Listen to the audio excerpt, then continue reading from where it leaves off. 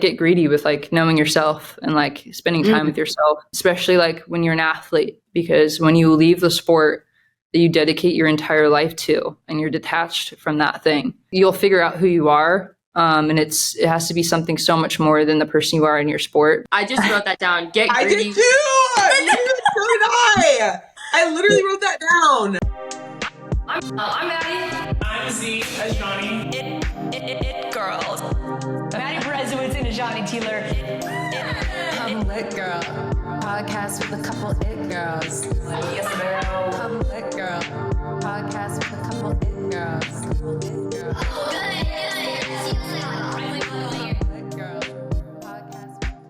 What's up, everybody, and welcome back to another episode of the It Girls, hosted by Mercury. And we are so excited to have a new guest, someone that's already super near and dear to my heart, and I don't even know her that well yet.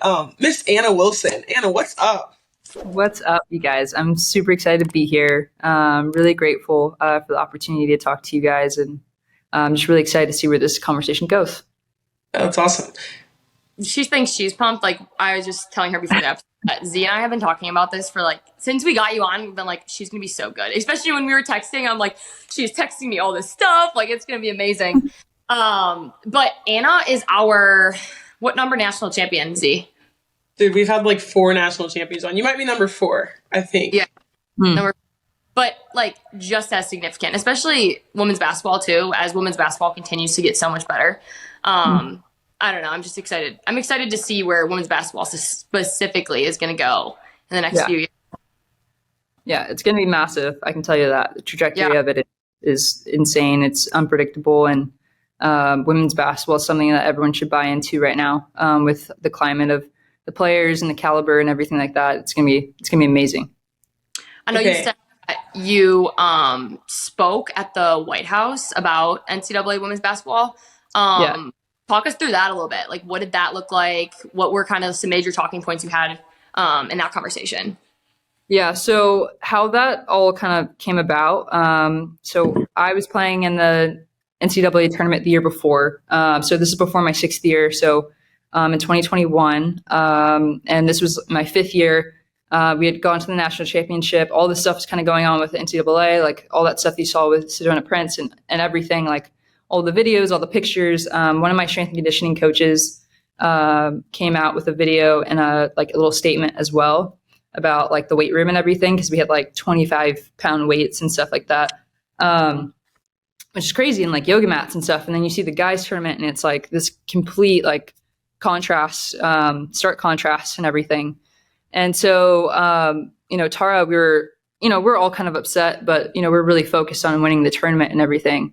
And Tara said that she basically said something along the lines of like, people listen to winners, and so like, we win this thing, we have an opportunity, we have a platform to talk about it. If we lose, no one's going to want to, hear what we have to say, and so, we kind of just, focused and narrowed our focus in on winning that national championship. And then kind of the opportunity came up afterwards, where Corey Close is kind of spearheading this whole thing, and she has Dawn Staley, and she has Gina Ariema, and she has obviously Tara VanDerveer, kind of like in this group, this WBCA, and then they have like a bunch of other coaches from like other sports. I think softball was one of the main other sports too, and some of those coaches have been around for a really, really long time. And basically, Tara had me, because obviously we were there from the very beginning of the tournament all the way to the very end. So we kind of got to see the adjustments that they tried to make up until the end of the tournament. And so Tara asked me to talk, probably because I'm one of the oldest people in college basketball at that point. So I'd been there from like the very first like 6 years of, or 5 years of NCAA tournaments, and I've been able to see kind of the changes and kind of how it's gone for over the past few years. And at that point, I was in my second Final Four. And so pretty much Tara kind of came up to me and was like, would you like to talk to the White House? And I would be like, yeah, I'd love to. Obviously, I've had brothers play at the college level too. And so I know kind of the differences that kind of come up and the different opportunities that men get professionally too. And so she basically asked me to talk, and I basically just did a bunch of stuff with Caitlin Clark and some other athletes who were playing at that time in the tournament. That's so cool. I do want to stop real quick and say, you've touched on so many things I want to ask about, but we don't know anything about you yet. So we need an elevator pitch before we go any deeper. We need to know like where you're from. We need to know everything about you. So you have a minute to give your best elevator pitch, and then I have some questions about that, and I want to get back to that. All right, I got a minute. So I'm from Richmond, Virginia. I'm from the East Coast. I moved over to the West Coast when I was in 12th grade. Moved to Seattle, Washington, played for Bellevue, won a state championship with Bellevue. I was a gold medalist at USA level. And U17, I committed to Stanford when I was a freshman in high school. One of the first people to do that, which was very, very strange at that time. I originally had like some offers from some schools on the East Coast and one other West Coast school. My brother was playing for the Seattle Seahawks. His name is Russell Wilson. And that's how I got introduced to Stanford from Richard Sherman and Doug Baldwin. And then kind of after that, I have an older brother, Harry Wilson, who lives on the East Coast in Kentucky. He played, baseball and football in college too. So they're all like, go to Stanford, because that's the kind of their dream school. I ended up going to Stanford. My freshman year, we went to Final Four. And then kind of after that, we won a bunch of different tournament championships and everything. My fifth year was my best year of college basketball. Had a lot of growth during that time. I was a captain for 3 years, and then won a national championship in my fifth year. Went to another Final Four in my sixth year. Lost to UConn, unfortunately. Now I was a senior executive at a company called Tombras, and now I've transitioned into a director of vision at this company called Haddad Brand, who makes all the kids' clothing for Nike, Converse, Hurley, Levi's, and Jordan, and of course 3 Brand, which is my brother's brand. So I focus on that brand mostly. I'm a creative by trade. I studied art in college and then did my thesis in digital media. Well, my major basically in my master's was digital media studies, but I wrote my thesis in neutral thinking and created a language analysis system that detected neutrality and how you could be successful in whatever you're doing, whether you're a corporate athlete or an athlete, based off of how neutral you are. So yeah. That's like that's a pretty good elevator pitch. Thank you. Like the elevator of like the West. The door is closing there. My last few words. No, that was crazy. No, that was amazing, Anna. Literally, like, my jaw was on the floor as you were speaking. That was the most nonchalant, like, ginormous flex of an elevator pitch I've ever heard. Like, that was a very impressive, humble elevator pitch. I will say. Crazy. Oh, gosh. Where do we even begin, Tealer? Like, I just, you hit it. Get us All going. right, well, so obviously I was doing some digging on you and looking up all these stuffs we could talk about. And one thing that stood out to me that you sent and that I saw on your Wikipedia page, because you do have a Wikipedia page if you didn't know that, you've played the 4th most games in all of NCAA history. Yeah. That's like pretty insane. 160 games over 6 years. And so my first thought was like, how did your body hold up like in that time? Like, do you feel burnt out? Do you feel like, so you were talking about beforehand, like you're 7 years older than your teammates. Like, how does that feel? How does that work? I mean, for me, I feel like at the college level, I got to experience a lot of really, really cool things. I think that's by far my favorite. Like, if I had a personal accolade that I actually like really cared about, it's definitely that one. I remember my freshman year, I was really struggling because I was injured. And so this is how I got my 5th year. I was injured. And like, I love working out, love working out. I love being in the gym. And when I was younger, like being in the gym was my escape, So like in a lot of ways, I felt like really detached from, sorry, my screen just like hopped into a different window, but I felt like really detached from like myself, not being able to work out a ton because I was struggling with a concussion. I was out for 8 months with a concussion. I had a really hard time tracking with my eyes. So like one eye would be over here and the other one would be lagging behind. What? And so I really struggled with that. And so I think it's my favorite thing because I had to really figure out like how my body works, and I had to figure out how like to listen to myself and like how I'm doing versus like the pressure of like, oh, I want to return, or I want to play. Like, this is what other people are expecting of me. Like, I'm letting people down by not playing, by not starting, by not, all of this stuff. And so it was a lot of like just personal growth during that time.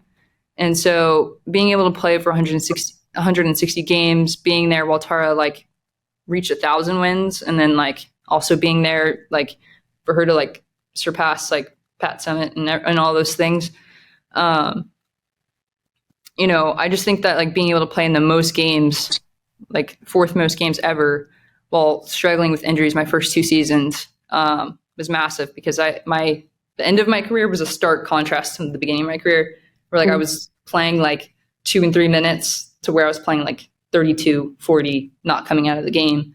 And so I think that was like, just something for me where, there were games where I didn't play, and I would like after the game, I would get on the bike in the hallway and I'd bike because I wanted to play 30 minutes. So I'd bike for 30 minutes, like to stimulate the fact that like I wanted to play 30 minutes. So I'm going to bike like as if I'm in the game for that long. So I could feel like releasing like that much energy, to kind of get myself in the mindset of like, I'm going to manifest playing for that long. So, I became really, really healthy. I think COVID was a year that really transformed my life, in terms of my like physical health and like taking care of myself, my body, and like realizing what workouts work for me and what workouts don't, and that sort of thing. So, yeah.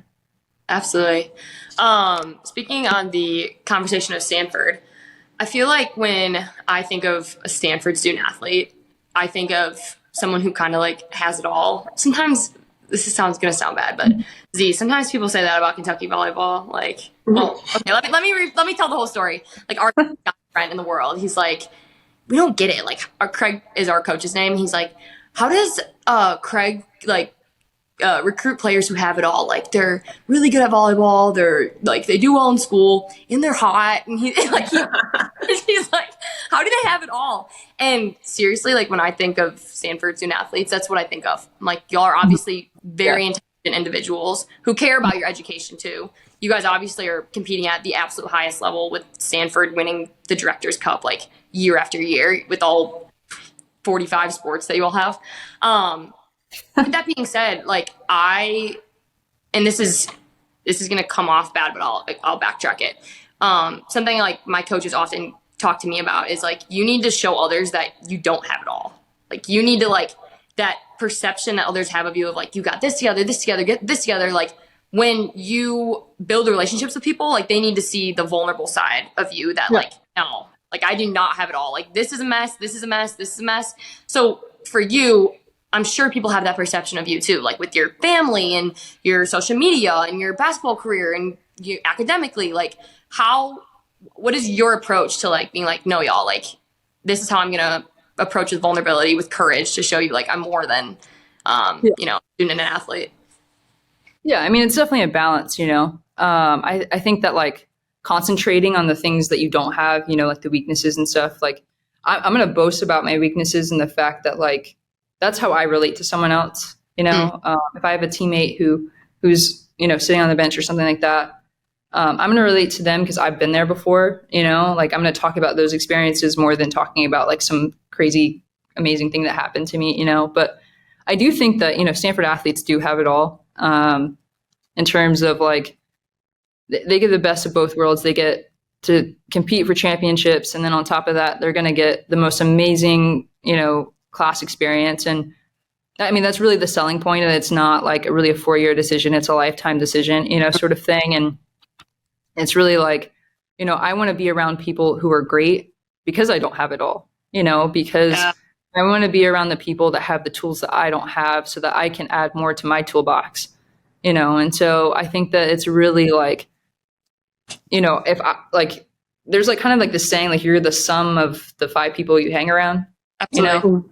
And so, like, for me, like, I was around Haley Jones. I was around Cameron Brink. I was around, like, Carly Samuelson. I was around Erica McCall. Like, the best leader. Like, my freshman year, I had the best leaders, right? And so like I knew when I was going to be in the position of leading, and I was a 3-year captain, like I wanted to be the person who had great relationships with every single person. I wasn't perfect, and there was times during practice where I probably got in someone's face and they probably didn't like it. But in the long run, like I had great relationships with every single person. And I really like cared about those things. And I loved growing those relationships as much as possible. And a lot of that comes from people seeing the way that you live too. Like I don't feel like I really walked around like I had it all, but some people kind of have a perception of me just from, seeing stuff that they don't really know about too. So it's kind of like, that sort of thing really comes from having conversations with people and people being willing to have conversations with you too. Because that's really a two-way street. So I think for me is like not having judgments for other people and people not having judgments of me, and us getting to learn each other and that sort of thing. So yeah. Yeah, I think the quote about the sum of the 5 people you're around the most, like I've seen that in my life and like through seasons, just when you feel like you're kind of in a slump and then you look at who you've been around the most and you're like, well, no, and you know what? Like, look who I've been hanging out with. And then on the other hand, when you're like, you're feeling really good and you're like, these are kind of my people. I love that. Mm-hmm. Yeah. And to go kind of back to like Stanford and the schooling, so correct me if I'm wrong, your mother was a nurse, your father was a lawyer, your dad played at Dartmouth, your grandma was a college professor, your uncle went to Harvard Law. So like your family is obviously extremely educated. That's something they take seriously. You talked about Richard Sherman and Baldwin pushing you towards Stanford. Did that also come from your family at all? Yeah, I mean, I would say my family is pretty like oddly successful, but I don't think that we're elitist. If that makes any sense, like we're not about like, or at least I know I'm not about elitism whatsoever. Like I honestly am so far away from that. But I mean, I ended up doing art at Stanford, so like, it's kind of like, yeah, exactly. I mean, I did art at Stanford because honestly, it's one of the only undergrads, like art undergrads, where you get all of your tools for free. And like, I had a studio that was absolutely free, and like, I wasn't really sure if I'd ever do anything like that ever again in my life, where it was like someone's going to pay for me to have a studio space and like take photos all day and like paint before I go to practice and like that sort of thing. And I think that it was like really like, for me, I really just wanted to follow things that I was really passionate about. And I think that's what a lot of my family has done. And that's why like, we've kind of gotten to do really cool things, and all of us in our respective areas of life. But my grandfather, he was the president at Norfolk State University. My dad was a lawyer. Yeah. My uncle just like, he just got an honorary doctorate from Dartmouth for like being like one of the dopest like Black lawyers ever. Like that's probably not why he got that award, but like, but also like maybe like the dude is like legit and he's so dope. But his wife is like way smarter. She went to Harvard Law. She was like one of the first like Black women to graduate from Harvard Law. Oh, that's right. Yeah, she's unreal. She used to like do all of my, not do my papers, but like edit all of my papers for college and stuff. She wrote my helped me write my college admission letter getting to Stanford. So yeah, I mean, my family is just like, everyone's great at something, and it's just really cool to kind of just learn from everyone else in my family. So. But in terms of going to Stanford, I mean, my family was definitely like, yeah, you should do it, because my uncle and my aunt, everyone in my family who went to Harvard or had experienced some sort of like version of Harvard, they always wish they had gone to Stanford, because it's not the same. Like Harvard is like this. Yeah. Right. Where Stanford's like this. Yeah. Stanford is like a collaborative, like, hub where like people want to learn from each other. Like classrooms are not like right. It's very like, oh my gosh, like everyone's wearing like flip-flops. Like I'm literally wearing like slides right now. Like everyone comes in on like a longboard and like scooter or something like that. Like I had an electric longboard in college, and so like it's really like chill, laid back. I mean, it's difficult. You have some hard classes and stuff, but for the most part, your professors want you to succeed and everything. So It's a really amazing experience. So yeah. I watched Bridgerton. Like, I love Bridgerton. And so, like, the picture of, like, you in the studio is like putting me, like, with, like, King George and his, like, you know, like, his so Anna, why, like, what is it? See if you can get deep here. What is it about art that, like, has made it your passion, that has made it, like, the thing to you? I know it's, like, not just, like, painting, drawing. It's also, like, your fashion through social media. Like, what do you think it is about art that is attractive to you? Well, the real story is I was in high school and I started picking up photography. Just like I had a little camera.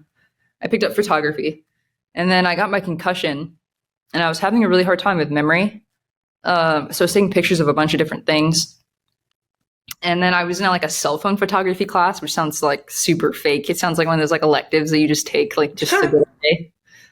I was in this class and I was actually struggling because I like couldn't see like normal because I had the eye tracking issue that I was talking about earlier.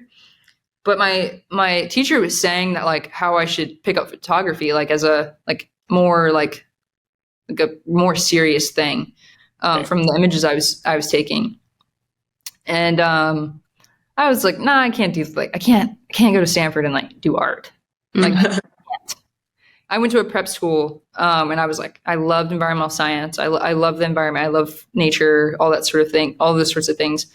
And then my point guard coach, her name is Kate Pay. She went to Stanford. Like her whole family went to Stanford. Her brother was a football player. She was a walk-on on the women's basketball team, won a national championship. She literally did everything, went to law school and business school at the same time, played in the NBA all at the same time. So like this woman has been to Stanford and like knows the ins and outs of it. And so we need her on the pod, Z. Yeah. We were in an academic meeting and I was sitting there and I was pretty upset. I was in my freshman season and I was just like so sad because I wasn't playing. And so my affect during the meeting, I think was like this. Like I was like, because I didn't really like what I was doing in school and like I didn't really like enjoy anything at the time because I was struggling so much with not playing. She was like, Anna, what is something that you really love? Like, what's the class like you've enjoyed so much right now? And I was like, oh, well, my cell-phone photography class. She was like, what? And I was like, yeah, photography. Like, I love it. And I was like, it's actually been really helping me with my memory. And she was like, well, like, why don't you take more classes in that? And so I ended up taking more photography classes. I ended up getting a DLSR, so like a really professional camera. Yeah. I had a Canon 5D. Now I have a Canon 5D. I have like a Leica and like all these really cool like European cameras, German cameras. And then I was taking a film class, which is my favorite class. I would spend like outside of basketball, I literally spent all of my time in the dark room, like just in there messing around with like all the chemicals and all the paper and all that stuff. And then I started taking pictures of my teammates. And so it was really like a way for me to have conversation with people. And it allowed me to engage with people where I couldn't before. It also allowed me to remember things that I couldn't remember anymore. And it was my escape from basketball. It gave me a pastime where I felt like I was still giving so much work, like so much effort to it, similar to basketball, way different. But it was very similar to like how basketball allowed me to have a bigger perspective on life. And so I love photography because I think it's just a version of expression, you know. I took other art, I took other mediums and stuff, but I did sculpture, painting. I dabbled in drawing. I'm not a drawer at all. I can paint because I don't like lines don't have to be exact and like, you know, I'm not erasing, you know, stuff. I can just, you know, paint right over it or something. But so yeah, I mean, sculpture was probably my second favorite medium, just because it was very physical. But other than that, like, I mean, I guess art is like, it's also just really cool because like a lot of other athletes didn't feel like they could do art because it was like a complete different thing than like the sports world. It's like, yeah, it's a little bit softer. It's like more intimate. It's more like, you know, so it allowed me to kind of express myself in ways where I couldn't at the time because of basketball, you know? Yeah. So that's awesome. I think that, sorry, Z, I know that one of my favorite things about this podcast, but also just like in general, is talking to people who are so like multidimensional. Like I think like multidimensional people are the coolest people to have relationships with, to learn from, like all of the above. And like that's all I'm hearing right now is like you have so much more outside of like when you were a basketball player. Like there were so many more things about you that made you interesting. So I think that's pretty cool as well. Thank you. Yeah. That's literally what I was going to say. So I'm glad you said that. So now we've kind of talked about Stanford a lot, and I just have one more question. I can tell that you're like pretty loyal, a loyal person, and I can get that from you, and you care about relationships. And one thing that's really interesting to me is like when people that like don't really know like sports that well, or basketball for one, think about like the greatest basketball coaches. It's like Coach K, Gino, Pat Summitt. People like recency bias might throw Kim Mulkey in there, but like Tara VanDerveer is like, she's like her, like she's the girl. And I was watching this video today, and it was like when she passed Pat Summitt, and there was like all these people in this video congratulating her. It was like Steve Kerr, Condoleezza Rice, Lisa Leslie, like Billie Jean King, like all these people. And I'm like, dang, she must be like super impactful. Yeah. And so kind of talk about the impact she's had on you, and you played for her for 6 years. Like that's an extensive time to be around someone. Yeah. I stayed around Stanford for so long because of the people, I knew that I had a really finite time. Like that was only 6 years of my life. I have so much more life to live. So like, obviously when I talk about 6 years, I'm like, dang, that was a long time and I'm really old. But at the same time, it felt like 2 days. Like now that I'm looking back on it, it felt so short. And so, I really stayed there because my teammates were incredible, great people. My favorite 15 people to see every day, sort of thing. And I miss them so much. Like now that I rarely see them with traveling so much. But, I think that playing for Tara was one of the most difficult things I've ever done in my entire life. Like I lost my dad when I was 12. I think maybe playing for Tara might be like right there in terms of like how difficult it is to play for someone, and like to be like for me to learn at 17, 18, 19, 20, 21, 22, 23, 24, how to be a consistent person when you have like, I was talking to one of my other coaches the other day, and we were talking about how we always change. She's always the same person. She's always like getting older, and we're always the same age. Like these people that are playing for her are always the same age. So she always constantly has to adjust to like the nuances of this group, of this team. Right. And so that's a challenge for her, And so I think that it was like over the years, I kept getting closer and closer to her because I was just getting older, meaning like, I was surpassing what the normal group of people's age are, which finishes at probably 22, 23. And I was at 24, almost 25 years old playing for Tara. And so I think for me, like playing for Tara is not easy. If you've seen any documentary on her recently, like, with the Olympic team, I think they called her Lucy, And so like, she's not easy to play for at any level, whether you're Olympian or a college athlete or a freshman, whether you're a senior, freshman, junior, sophomore, like whatever. She's a challenging person to play for. And, I credit a lot of my fortitude and a lot of my resiliency and ability to like bounce back from difficult situations to her. There were some games where she was like, Anna, girl, like you're my dog, and then other games where it's kind of like silent too. So I think like kind of the ebbs and flows, I really learned a lot in terms of like handling stuff like that. I've won a lot of games with her, won more than lost, and won a lot more than probably a lot of other individuals won in college. And so, I don't know. I think that over time, like she got cooler too. And like from my freshman year to my senior year, Tara's a completely different individual. Like we used to run lines all day. Like there was one time she like miscounted our lines, and just we were running lines for no reason. even though that had nothing to do with the punishment. And then like my 5th year, 6th year, we didn't run our conditioning test whatsoever. Like we just don't, we don't do a That's how conditioning it goes, dude. Everyone's everyone thinks it was harder when they did it. Yeah. Literally, post-COVID, it was like all of like the conditioning tests just went down the drain. They're like, Yeah. They're like, what? We don't even need this. Like if people were doing this when they like literally couldn't like breathe properly, like I don't think we need to do it. Like, yeah, we won a national championship without needing to like lift as much and also like running as much. And so I think that Tara just figured out like there's a formula, like no conditioning test, win a national championship. They're like correlated. And so they just don't run conditioning tests anymore. And so it's just she grows, over time, and I grew over time too. And so our relationship is like, it's definitely a coach player relationship. She's not trying to be your best friend. And that's worked for her for so long. So yeah. Sorry. Yeah, sorry. Yeah, they were talking.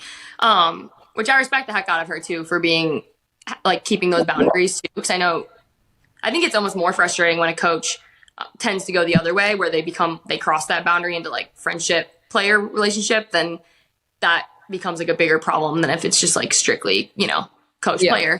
But with that being said, like I feel like with how much time we spend with our college coaches, in a way they become like parent figures for us for those 4 years or those 6 years in your case, especially because college is like so transformational. It is transformational in like the way we think, the way we do things, all the above. But with that being said, your parents, I don't know your parents, but I sent you that video of your mom last night because I was like in tears watching that video of the new house. You know what I'm talking about?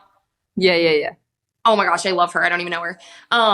And your parents obviously raised like three phenomenal children. And you talked about being oddly successful, but like that doesn't just happen, and whenever people are successful, I truly believe like there's like some nature, but there's so much nurture in there.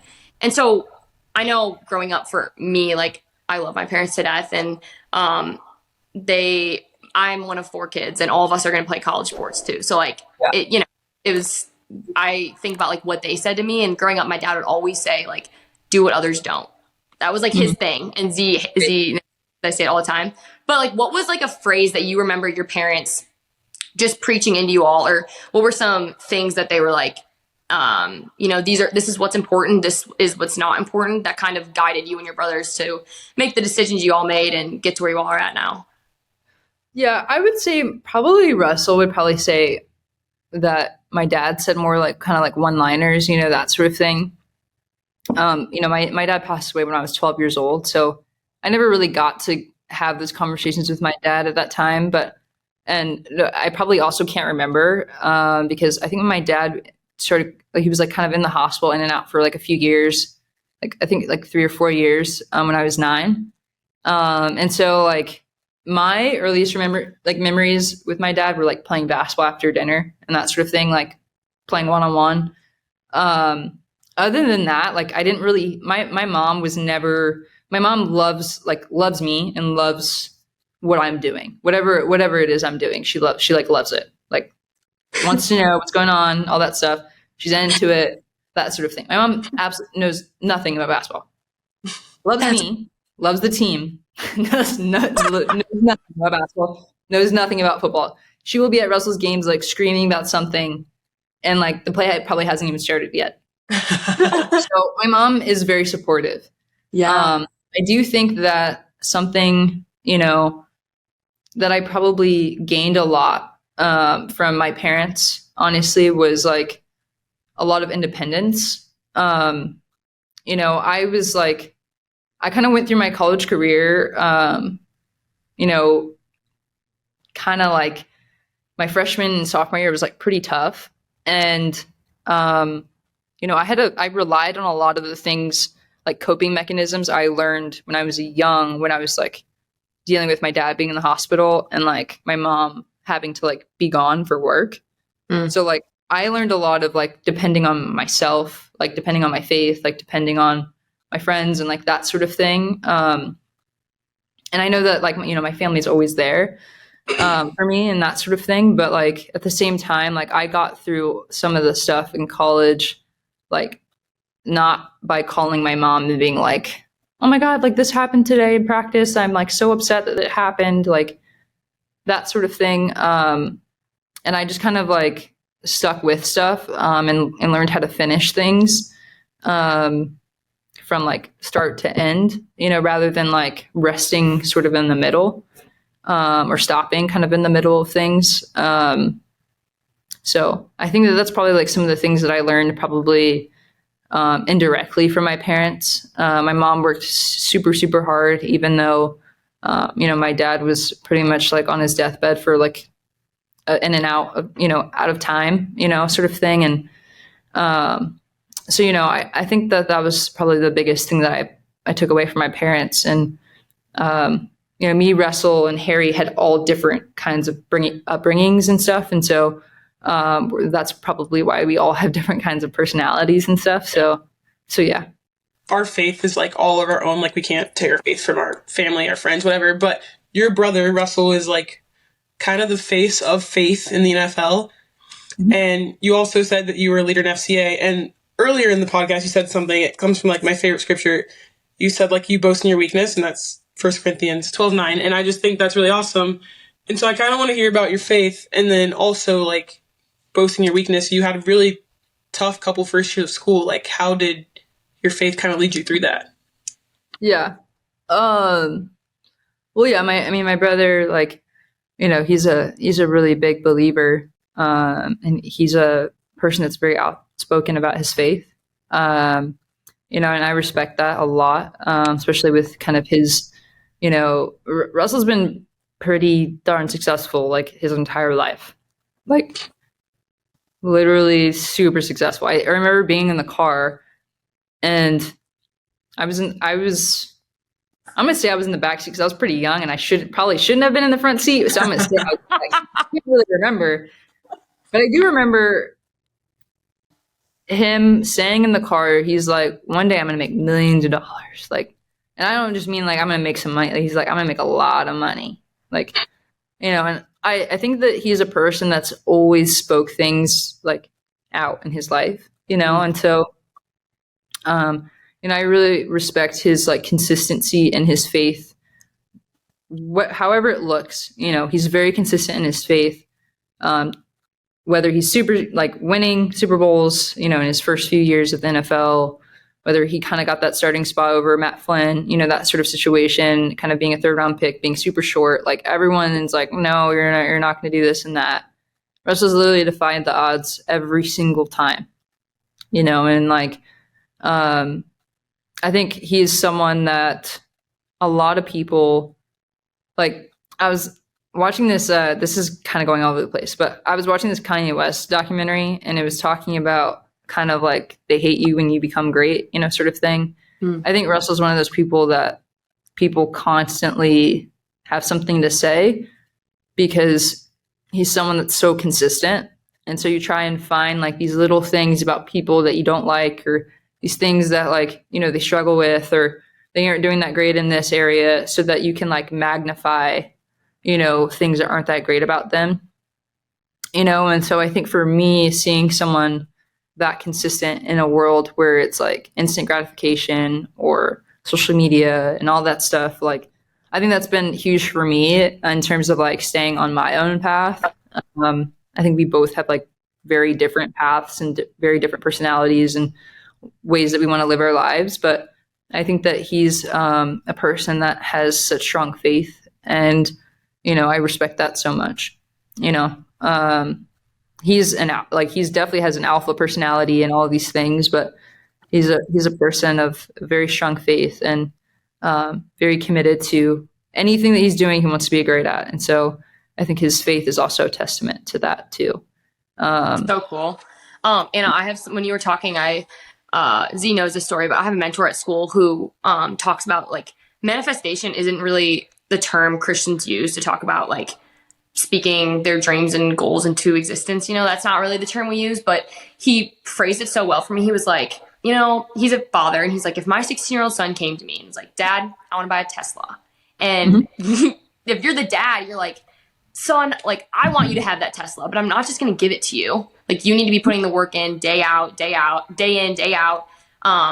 But then his name's Quint. He's like, at the end of it, when my son turns 16, like, I'm going to be working my butt off to make sure he gets that Tesla. And that's like what God does for us. Like, when we have these crazy dreams, like, I'm sure Russell had crazy dreams back then and still does now. And like, if you are doing the same things day in and day out, like, those things, I think we all believe, like, will happen. Maybe not exactly how we think they will, but like, I don't know. I liked that analogy. And I think that, like, Russell's like probably a testament of that as well. Yeah. I think it's someone that's like, if you're good at something, let's just say you're good. If you're good at something, you put in all of the work and you're a good person, things are going to work out. Like, it's almost like, and when I say work out, they work out exactly how God has planned them to work out, and that is the best way of it coming to whatever life that it comes to. That's the best way that it comes, is because, like, I mean, I don't know that many people who are great at something, good at something. They put in all of the work. They have the faith. They do everything right, that it doesn't work out. Like, it's very rare to me that doesn't happen. It's happened for myself, but I think that for Russell, he has like favor over his life, of course this year is kind of like, didn't, go the way things planned, but that's how it looks to us, that it didn't go as planned, like almost some of the stuff is like, it went so south that it's like, literally, for it to go north, it's like only God could have done that. Right. It takes the attention, it puts it back on God to see how this thing unfolds and everything. Right. Because he's put in all the work, he's done everything right. So it's just like, it's got to be kind of one of those stories where it's like only God could have done it. And so, like, I'm excited to see where things go. I think that he's made a lot of changes. He's made a lot of improvements and stuff. People on the outside are always going to have something to say, but it really doesn't matter what anyone has to say at the end of the day. So, I mean, ultimately, he's still like one of the best quarterbacks in the league. He's still playing in the NFL. He's one of the 32 quarterbacks who have the job of starting. Crazy. So everyone can say everything, but like, he's the one in the position. So it doesn't really matter what everyone else has to say. I gotta say really quickly, and Brez can attest to this, my brother is like the biggest Seahawks fan. His bedspread, my brother's name is Chancellor, so he has Cam Chancellor's jersey, he has your brother's jersey, he's got Seahawks flags everywhere. Like, when it was like that group on the Seahawks, my brother like fell in love, and so he's gonna love this. But that was really awesome, and I want to say I didn't mean to make that all about your brother, but it was really awesome hearing you talk about him in that light. So it's one of those things. My brother wins, I win. When I win, he wins. So I think ultimately for me, and when he loses, I feel the loss too. This season, I think, unfortunately, that was probably the most losses that either one of us has experienced in one season, like, ever. Yeah. And so, I think that's part of life. I have definitely had my down seasons, and this is probably one of his first ones. And he's been playing for a very, very long time. He's been playing for a very, very long time. This is his first down season. I mean, and maybe like, even if it's not his first, if it's his second, like it's not that big of a deal. So it's just like things that you got to work through and get through. So, yeah. First of all, Anna, I don't think I told you this, but I'm from Wisconsin. And so, like, when I told a few people, I was like, yeah, I have a girl named Anna Wilson. I was like, actually, she's Russell Wilson's sister, too. They, like, how, did you go to a Camp Randall game? Oh, my God. Yeah. Jump around. Like, yeah. It was crazy. People are freaking crazy up here, like, in the best way possible. So, like, everyone loves Russell Wilson up here. So, you know that, too. With that being said, though, like, obviously, we took a little time to talk about him. And like, Harry was insanely successful as well. Being the youngest, so I'm the oldest of four. And my brother plays college basketball. My sister plays college volleyball. And my youngest sister right now, she's going to be a junior, and she's just going through the recruiting process now.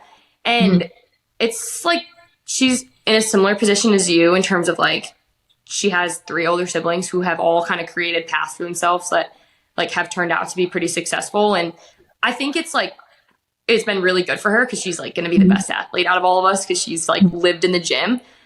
Yeah. But at the same time, like it's also really hard because she's like, Mom, Dad, I want to make my own way. Like I don't want to go to Kentucky. I don't want to go to Marquette. Like I don't want to be Maddie's little sister. I don't want to be Molly's little sister. So how have you kind of like tiptoed on that line of like, I want to be Anna, but like I also love my siblings more than life itself. Walk us through that, like that a little bit. Yeah, I think I mentioned earlier, like you're the sum of the people you're around, right? And like the toolbox thing, like I have tools in my toolbox that I got from Russ and I got from Harry, you know? And I think that for me, like carving out my own path is like one of my main focuses in what I'm doing in life. Yeah. Like I've lived in a shadow of Russell my entire life in the sense of like him being brought up in most things that, you know, I do. Right. But I think that that's also a gift because it's allowed me avenues that I probably would not have if I didn't have my siblings or if he wasn't that successful. And there's this whole thing in the Bible, glory to glory, you know, that sort of thing. And like, I really believe that like my siblings are like glory to glory to glory, you know, in terms of like, they've given me things and given me tools that like, I really like without them, I wouldn't be able to navigate things so quickly as a young person without them. You know, they've like, I've seen them go through things. I see, like I'm in therapy right now. And one of the things, like I had to do this drawing for my therapist the other day. And I drew this one like stair and I drew like a ladder, like an ascension line. And I drew a question mark and I was like, I'm not really sure if I'm going to climb that ladder or like be in the same spotlight that Russell's in, because I'm still trying to figure out like what it is that I want in my life. And do I want to be that successful, or does success to me even look like what Russell has, or like, is that what success like means to me? You know, so I'm still trying to figure out things in my own life. Like what makes me happy? What is something I'm passionate about? What is going to like fuel my like car or whatever, you know, that sort of thing, you know, what's going to bring me life and energy and abundance. And that's not going to look like the things that bring Russell the same energy and abundance. Russell's very much a doer. He likes to do things all the time. I am like an expert in rest. Like I literally, I am so like, I don't mean like I like to sleep in. I actually hate sleeping in. I just mean that I am so much like into reading. I love going to therapy. I love connection. I love people. I love connecting. Like I love all of those things. I'm very adamant about like, I love doing work, but I want to do it in the way that I've always have done work. Like, so I work remote hybrid. Like I fly into the city. I go into the city for like a really short period of time. And then I leave. I go back home and I work from home. I work in a very like eclectic space and like, you know, I do my own thing. I don't try and be him. I don't try and have his success. You know, I try and be Anna. And then a lot of times like I get really cool opportunities because I have really great siblings who open doors for me as well. So, you know, I won't say it's a family affair. Like I'm not really like that sort of thing, but I do like the idea of like, you know, the people around you who God has put in your life, like help you and like we help each other, and build off of each other and that sort of thing. And, so yeah, I just try and be me. Love that. And it took me a while to get to that point. So yeah, I'm sure. Wow. I'm inspired by that response. That was pretty cool. Yeah, same. Really. This is like off topic, but like my favorite thing about doing this is like hearing like a lot of people say the same things, but hearing them say it in different ways and like how like people, do you know what I'm saying, Maddie? Like, yeah, the way different people think about things and like process it and say it out loud is like really cool to hear. And that's lowballing what you just said, but that's really awesome. Z, and I also think that like being siblings that have younger siblings and like seeing how Anna views it from a younger sibling is cool because like we're the Russell to our younger siblings, which I think is like it's like a responsibility, but it's also like it's a now you have family affair in my head, but like we help like mutually help each other too. So yeah. I'm definitely the black sheep of my family. Like what I mean by that is I'm the one that's like pretty unpredictable. You know, like I've done like really cool things at a really young age, and I've done stuff that's like a little bit more like creative at a younger age. Then my brother's like when I was in college and I was playing sports, like I didn't play 2 sports in college. I only played 1. I wish I had played 2. Should have played 2. And I worked when I was in college. I worked at a gallery when I was in college. Obviously I did art. I think my brothers did like English, and like my oldest brother, he did English in college. He's a phenomenal writer. Cool. And then Russell did like some sort of like business or like management communication sorts of thing. And then I did art. Like I painted like before going to like practice, and like had paint on my nose and stuff. And like, you know, I'm just different. And like, you know, I think my family appreciates the differences that I have. Like, and I think that we all try and like, we don't try and like do things like necessarily like, it just kind of happens naturally, I think. And so, I don't know, I just think that my family has like so many different like things going on, and like, it's kind of like, it's just interesting. So, yeah. That's awesome. Okay, Anna, we have one more question for you. The biggest one of them all. There's hopefully going to be a lot of people listening to this, and they're going to benefit a lot from it. But what is your best piece of advice that you could give everyone listening right now? All the women listening. All the women listening. Women.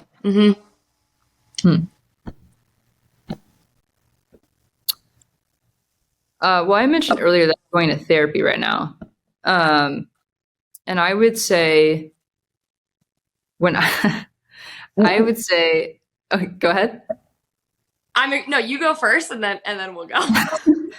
Okay, I'll go first. So my advice, when I was in college, I had all of the tools to get therapy. You know, and I had literally, like, Stanford has so many tools in order to get therapy. And I did like performance therapy, but like my things that I needed weren't really about my performance. They were like things outside of my sport, you know? Like when I started doing art, I got better at basketball because I was doing something that I was passionate about and something that like allowed me to take my mind off of the sport. But, you know, like, you know, I started doing therapy, like I've kind of met with different people. I finally found my person like, to do therapy with.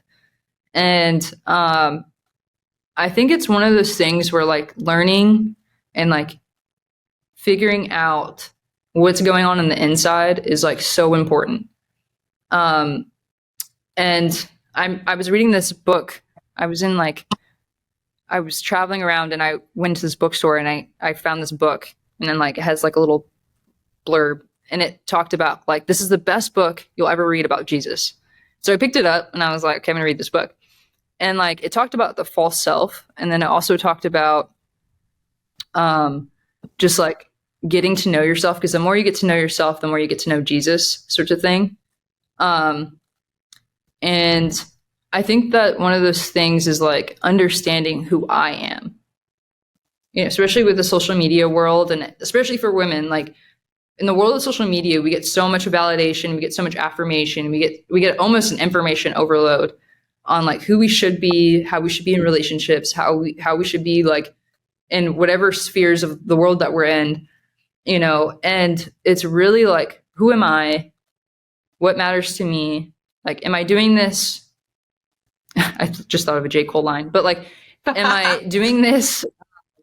Am I doing this for, if it's like to facilitate growth, or am I doing this to be famous? Like that's sort of like J. Cole line, right? But like, am I doing this to like get personal growth out of the situation, or am I doing this to like, am I posting this on social media for other people? You know, that sort of thing. I was talking to my therapist about depth over width, right? We think about width being like this and depth being like this. Like I'm so like I'm a very substance person. And so like if it's not this way and it's more like this, I don't want this at all. I want this. I want depth. You know, I want relationships that have depth. Like I want to be doing work that requires depth and like creativity and like figuring out like what am I creating? What am I putting out into the world? What energy am I giving? What energy am I getting back? Like, is there reciprocation? All of those things. And so like, I think to me in the world that we live in with instant gratification, with liking, with commenting, with all this stuff, like all of that stuff is stuff that involves like being impressive and being what other people want us to be instead of like, this is who I am. This is what I want. And, I don't know. I would say like get greedy with like knowing yourself and like spending time with yourself, especially like when you're an athlete, because when you leave the sport that you dedicate your entire life to and you're detached from that thing.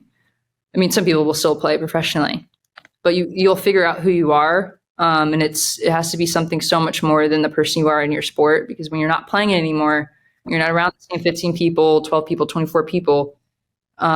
It's different. You know, and luckily I've had the tools since a really young person